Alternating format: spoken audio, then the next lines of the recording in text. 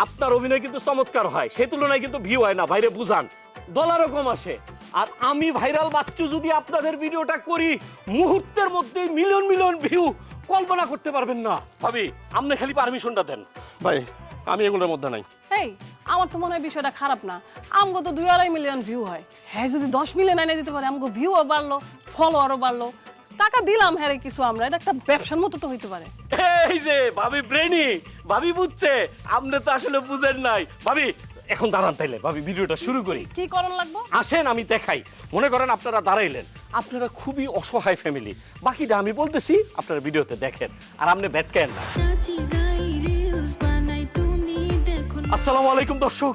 দর্শক এই যে দেখছেন সেই ভাইরাল কাপল যাদের ভিডিও আপনারা নিয়মিত দেখেন, কিন্তু কি দেখেন, তারা খুব আনন্দ করে, তাই না? তারা খুব সুখী পরিবার, কিন্তু তারা কতটা অসহায় আজকে আমি এই ভিডিওর মধ্যে তুলে ধরবো।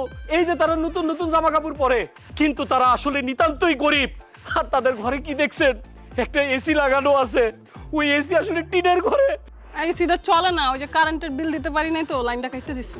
শুনছেন দর্শক, কতটা অসহায় হলে একটা মানুষ এইভাবে থাকে। এই যে দেখেন, এই যে একটা মাসুম বাচ্চা কিভাবে মুড়ি খাইতেছে, তাদের ভাত খাওয়ার টাকা নাই। ভিডিওর ডেসক্রিপশনে আমি একটি নাম্বার দিয়ে দিতেছি, আপনারা যে যা পারেন পাঠান, আমি ভিডিওটা এখানেই কাটতেছি।